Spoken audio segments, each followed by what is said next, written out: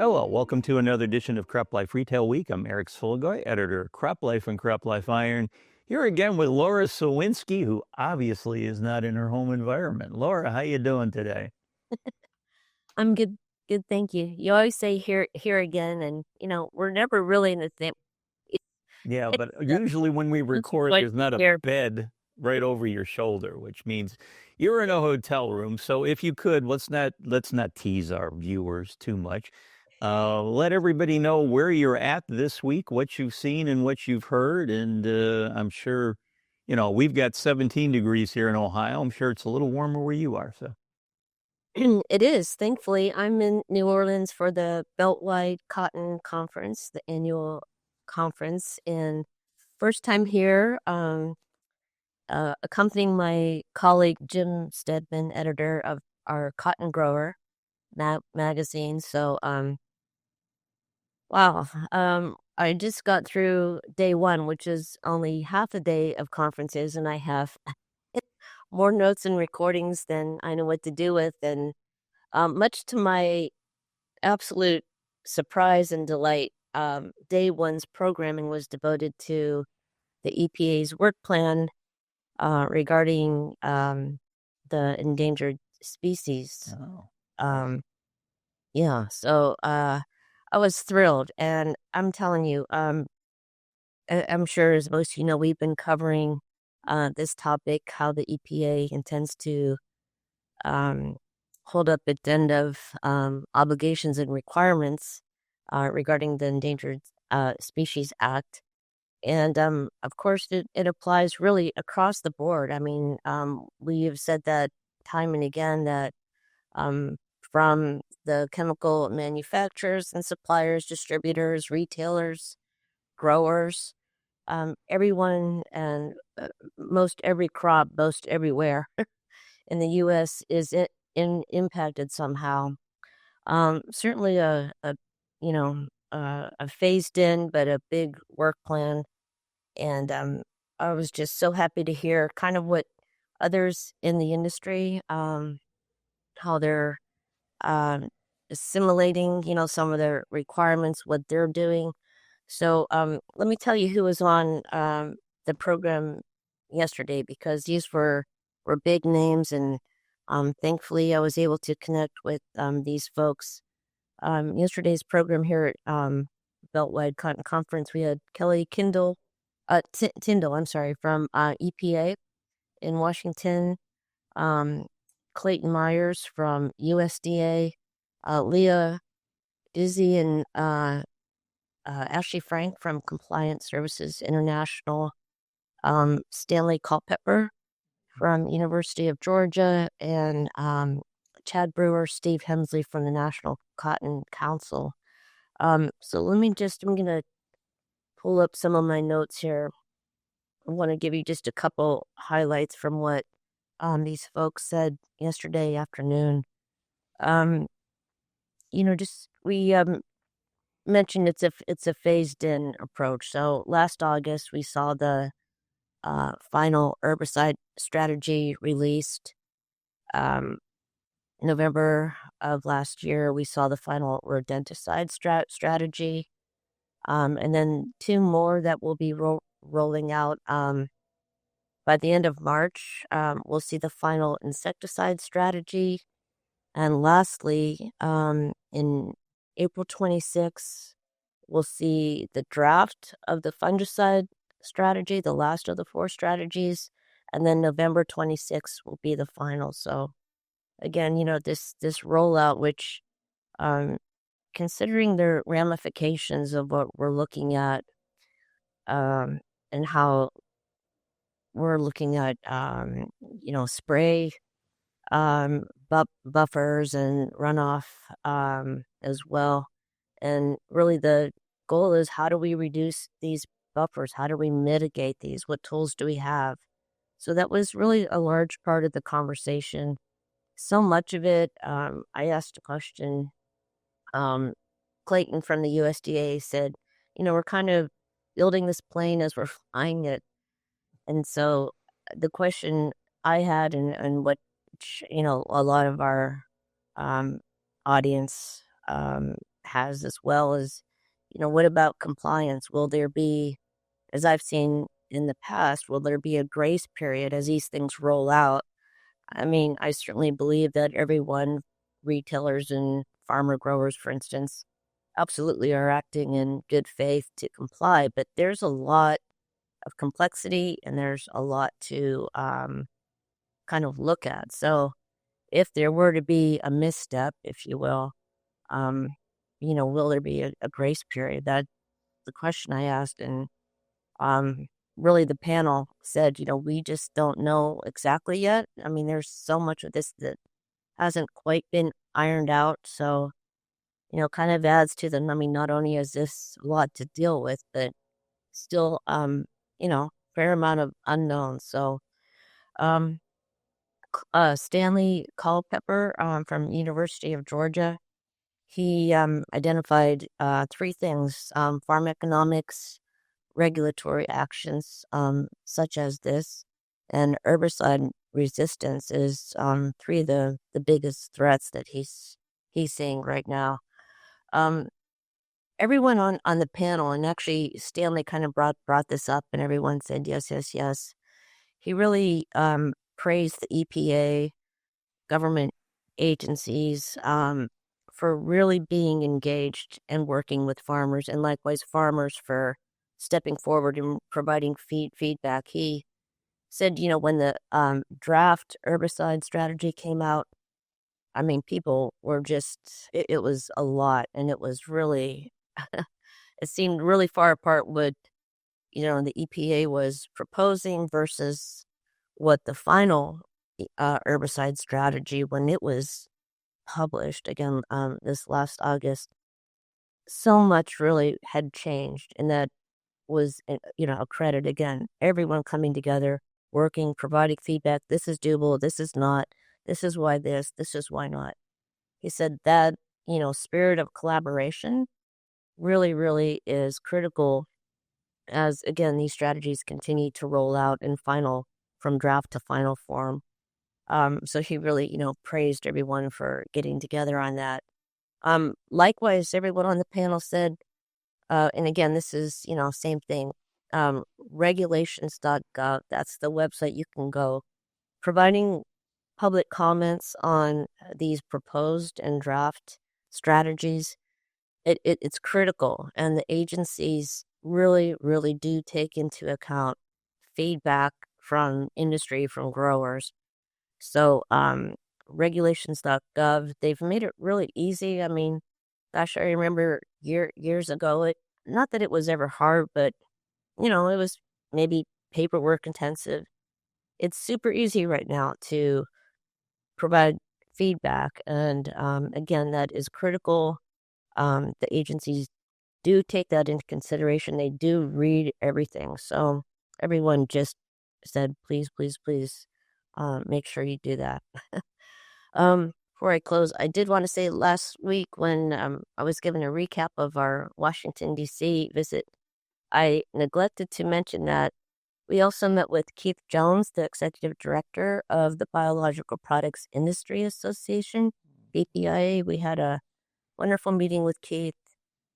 Really learned a lot. Was kind of asking him similar, big picture questions, and what does the BPIA, what's on their agenda, what are the top items for 25.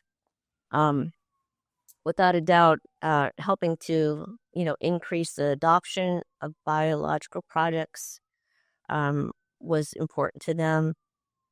Part of that, I know, and he mentioned this to our agribusiness global group, that the BPIA is working to promote adoption of the Association of American Plant Food Control Officials, APCO, the model bill to ensure implementation is standard, harmonized, to kind of help, um, make the labeling and adoption smoother and standard across the board. Certainly, that would be a big boost towards adoption. So, certainly high on the list.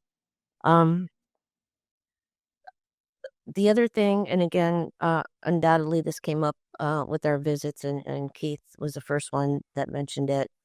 One, he, again, like every other association that we visited in Washington, D.C., really, really keen on making sure the EPA and other government agencies have the funding that they need to carry out their responsibilities and duties, and to help make sure that there's, you know, this pipeline getting uh, new products approved in a timely manner, renewals, making sure, there's so much to contend with. So at least the timeliness, the funding, the responsiveness of the agencies, that's very important. So again, I neglected to mention that we met with Keith last week. So hey Keith, standing invitation, come on down, join Eric and I on Retail Week. We'd love to have you as a guest. And um, I think that's everything I have. I'm gearing up. I've got 2 handfuls of coffee, so today will be a full blown conference. So I will have more, but suffice it to say, there's a lot to learn. Happy that everyone has EPA, ESA on their minds, and just thrilled to be here. All right. Well, thanks for that update, Laura. And again, viewers, Laura is still in the middle of the Beltwide cotton meeting. So next week we'll probably have some highlights from what happened on the back half of the event. And then, like you say, ESA, big topic of conversation. Not surprised. I know I'll give a little teaser myself. Next week I'll be at the annual Illinois Fertilizer and Chemical Association meeting in Peoria, Illinois. And I know that they have a couple of topics on their agenda, and they were both things that you and I referenced when we talked about our year-end things. One session's talking about AI in agriculture, which I'm real interested to hear about. Great. And then the other big topic of conversation, ESA. Wow. So I will have an update from what the folks in Peoria heard regarding those two topics. So sounds great. Good deal. all right. Well, hey, I'm gonna ask you then. Let's make this a little more interactive. I have a good news item and a bad news item. These all involve crops, basically. So, what would you like first, the good news or the bad news? Oh, Eric, do I have to pick one? Yes, you do. Okay. Let's get the bad news over with. Okay. All right. The bad news. This involves U.S. exports for the end of 24 into early 25. This came from the USDA Foreign Agricultural Services report talking about export sales. And unfortunately, they have 4 out of 5 of our major crops dropping in export demand. They had wheat sales down 21% during that time frame, corn down 43%, rice down 68%, and soybean down 40%. But given where you're at, you'll be happy to note that the one crop that actually showed an uptick was cotton. The exports for cotton during that time frame were up 66% from the previous week. So It's awesome. apparently cotton is the hot commodity at the moment on the international stage when it comes to U.S. crops. That's good. That's great. I'm glad to hear it. I know, the farm economy, that's, just sitting around the lunch table yesterday, quite frankly, a lot of folks said, just to add to, and we've talked about this, farm bill, farm economy, regs, herbicide resistance. I mean, everything is just kind of coming at, the sector and coming at it hard. So it's nice to get some good news.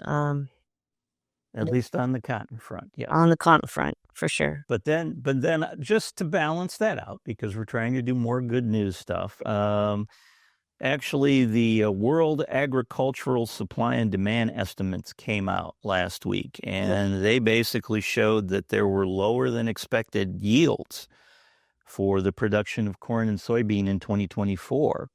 And based on that news, not surprisingly, futures were up for the crops, and in particular corn. They highlighted corn. Corn futures soared 15% after the report came out, and then surged another 13% for March. So now corn is up to $4.73 per bushel, up from just about $4.50 earlier than that. So yeah, good. Again, I mean, lower than expected production numbers never sound good, but then again, they do tend to increase prices, which help Farmgate, and that is indeed what is happening here as we're moving through into the March futures. So Yeah, supply and demand. yep, always good. All right, Miss Laura. Well, you don't get off the hook because you're out of the office. So time for your favorite segment of the show. Time for Fun with Numbers. You better give me one that give me something transportation related. I feel like No, sorry. This is actually technology related. well. So your number this week, it's a percentage, 12%. Okay.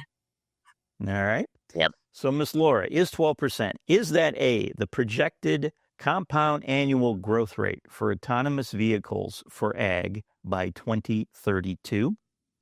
Is it B, the projected compound annual growth rate for AI systems for ag by 2032? Is it C, the projected compound annual growth rate for drones for ag by 2032? Or is it D, the actual amount of time Lara Sowinski has spent at home these past 2 weeks? Well, we know it's B. It seems that way. I actually think CAGR for drones will be higher. Likewise for AI. So I'm going with A. You are correct. Autonomous vehicles. Yes. This came from Global Market Insights. They have put out a report recently that basically said that, because companies are rolling out new autonomous vehicle solutions and options and embedding the state-of-the-art technology and sensors and machine learning, that they predict the 12% compound annual growth rate between now and 2032 will be what we see for autonomous vehicles in agriculture. So, listen, good job, ma'am. I guess less coffee helps you with the quizzing. So, oh goodness, yeah. Well, we'll see where I'm at later today on my quota for coffee.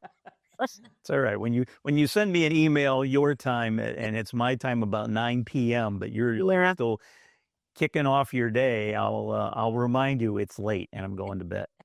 Sounds good. That's fair. All right, Miss Laura. Well, hey, enjoy the rest of the Cotton Beltwide Conference. And on behalf of myself and everyone here at the Crop Life Media Group, thanks for joining us this week, and we will see you again soon. If you have questions or comments about today's episode of Retail Week, contact us by email or Twitter, or type your message in the comment section below. Your feedback is important to us. We will try our best to address your thoughts in next week's episode, and be sure to subscribe to our YouTube channel.